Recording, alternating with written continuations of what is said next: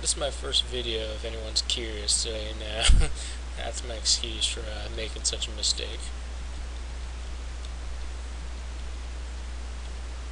Alright, hopefully this time it'll actually break like we think it should. Alright, and it did, as you noticed, right before it displayed the other text, which is great. Alright, so if we're looking at this, you can see where it says load byte at this address. So now we know where our text is being read from, which is great, because as you can see, it just reads it right here from R10, or the address that R10 has stored in it, which is 32F9E. Well, go figure. That's of course where we want to break at. So what we want to find out is, how does R10 get this value? Because from there we can see if it keeps incrementing by 1, then yeah, we know it's just reading, line by or script basically. Or B, if it actually has a some type of value loaded into initially that it jumps to read from, which I'll show you what I mean by that in a second. Basically, we want to see if there's a value from the RAM that it's reading from to get to it, which will ultimately come off the ISO. Alright, so go ahead and go up a little bit, and we can see that it gets written to from R26, it gets written to R10. So whatever register 26 was should be 32F9E or 32F9F. So it's already, well, we see it here, it's already add 1. So most likely R26 will kind of store it somewhere. So we need to find out where that initial one for R26 gets set from. So the cool thing is, which I did point out, is that if you look down towards the bottom of the screen where you kind of see in blue text the addresses there, Metafin keeps a track list of basically the jumps that the code executes through. So what we can do is we can actually kind of follow that backwards. We can hit enter and bring up the disassembly address, and then type in the ones we see down there, like 3A6FC, and the previous one came from the previous start, I should say. And then we can kind of go down through here and see what we're looking for. As you can see, there's a move A into R10, which is what we ultimately end up with our read from, but not what we want. We want to look for R26, see where that one's written to. So we'll just keep scrolling down, see if it's in here. And so far, I'm not seeing it, but not a big deal.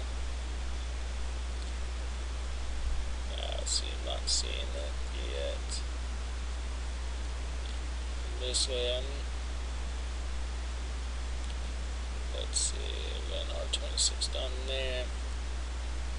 I'm not seeing it. Then we got that one.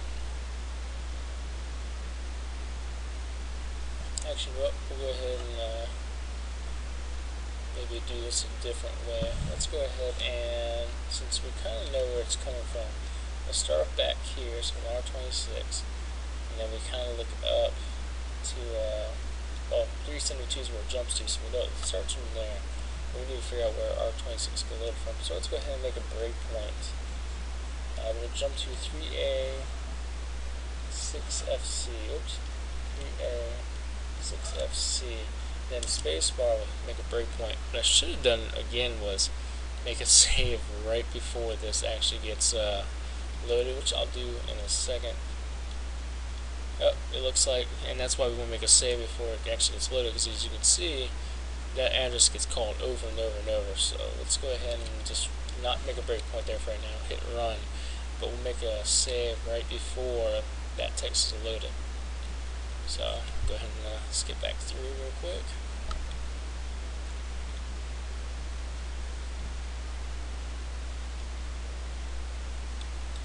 Alright, make a save here. Alright, let's go ahead and basically we'll just go ahead, I shouldn't stop it yet, we'll just go ahead and go to the next one, which we still have a read breakpoint set up for. Okay, so now we'll go ahead and go back to 3A6FC, go ahead and make a breakpoint there, and then we'll go ahead and reload right here, and as you can see, it doesn't get hit over and over, which is great. So we'll hit enter, we'll hit the thing to keep on going. Alright, now we'll go ahead and step through.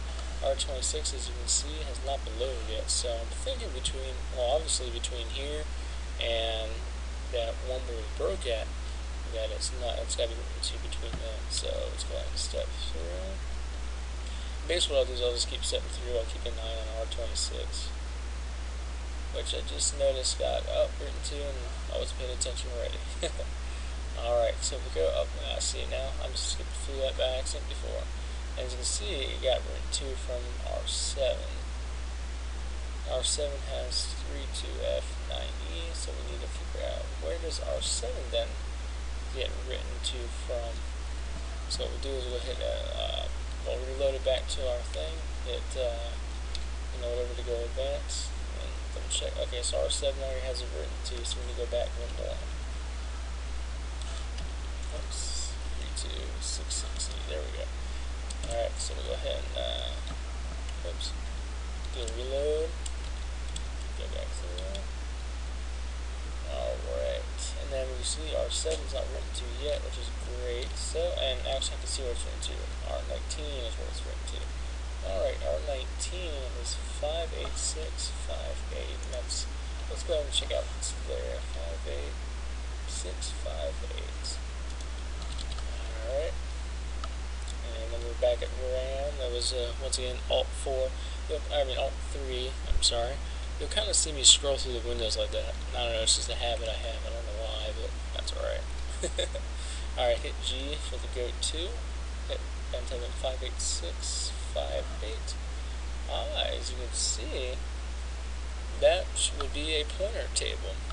As you can see, all the bytes are, all the addresses are aligned correctly.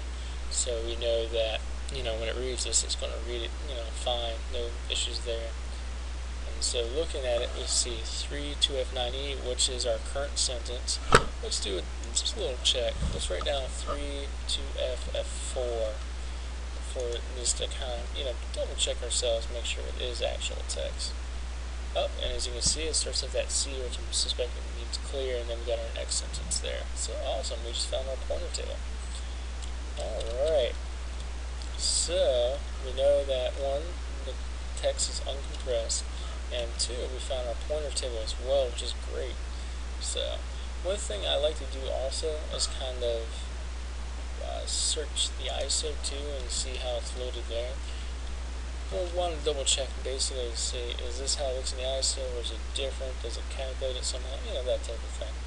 So go ahead and write down quite a bit of the hex, maybe up to past the 9E2F03. I mean, you could probably do just that and find it too, but I like to kind of, make it more. So I'm going to start at the beginning here, paste that in, what I wrote down, alright. And as you can see, the whole thing doesn't get modified, so this is our pointer table right here. So now what I'm kind of curious about is how does this translate to our ISO?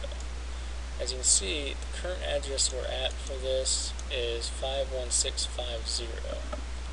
So I'm going to write that down, 51650.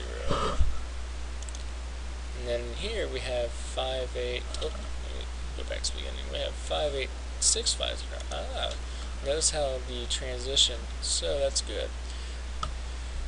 So, kind of, cheat a little bit since I already kind of know this, but, let's pretend that we want to calculate it. Let's see if we can calculate it on ISO using our current pointer. We have 32F9E. So, if you have 32F9E, basically we know the offset seems to be 7,000 plus. Or, I should say that, sorry, 7,000 minus. So I'm going to take 32F9E and minus 7,000. So, let's see what that is. I'll load up mine. Sorry, you'll see this kind of catching in real quick as I open up a calculator real quick. Let's see, 32F9E. Oops, let me switch to hex like I should have done. 32F9E. And then we'll go ahead and minus 7,000 off of it. Or 7000, however you want to say it. Alright, so we got 2BF9E. So let's go over and command edit. We'll go ahead and go to that position and see, and voila. So it looks like our text is loaded the same way in the RAM too. It's just loaded one huge block. So literally, if you wanted to, you can write a code to use the pointer table right there to dump it. Now mind you, when going through this with ISO, we also want to kind of check to see if there's any other text, which if you kind of scroll up just briefly, you'll see that there's other text. And as you can see, that pointer table is kind of small, so there's going to probably be multiple pointer tables. So, you'll probably have to track them all down, which can be a pain. And for this lesson, I'm not going to go into how I went ahead and dumped the text out of it. I'll leave that up to the reader. I may later on post my code somewhere where somebody can look at it, and I'll say it is a bit of a messy technique the way I did it, and required a little bit of cleanup, but I think it turned out not too bad. So, alright, well, with that, this ends the lesson, and hopefully, everyone learned something and enjoyed it. And until next time, have a great one.